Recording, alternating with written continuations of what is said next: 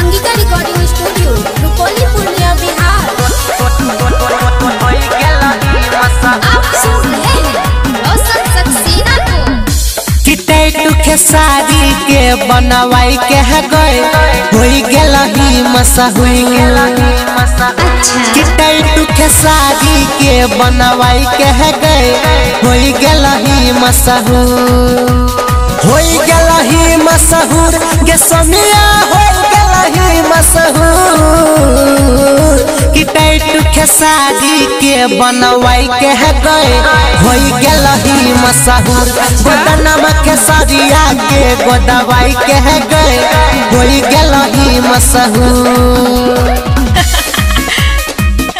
कि टैटू खेसारी के बनवाई के है गए होई गेला ही मशहूर। Jaswant Kumar Angika recording studio Rupauli Purnia Bihar.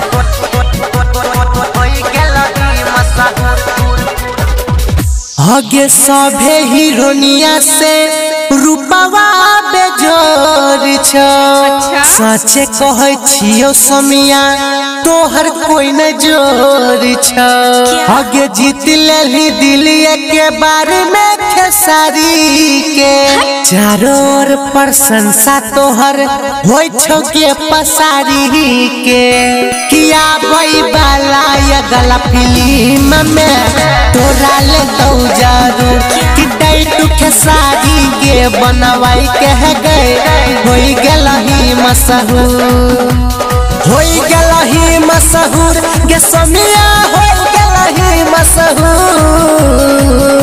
कि टैटू खेसारी के बनवाई के है गए होई गेला ही मशहूर। गोदनमा खेसारिया के गोदवाई के है गए होई गेला ही मशहूर। कि टैटू खेसारी के बनवाई के है गए होई गेला ही मशहूर।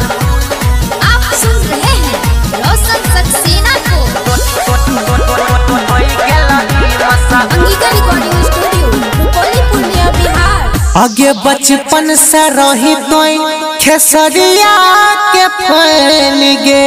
आगे देखले बिना होकर सूरत आबै नहीं छौ चैन गे।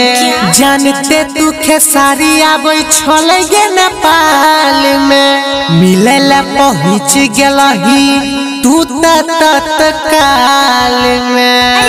कि रोशन राकेश के गाना सुन के लाइक मिलो भरपूर। कि टैटू खेसारी के बनवाई के है गए होई गेला ही मशहूर। होई गेला ही मशहूर गे समिया होई गेला ही मशहूर। कि टैटू खेसारी के बनवाई के है गए होई गेला ही मशहूर। गोदनमा खेसारिया के गोदवाई के है गए होई गेला ही मशहूर।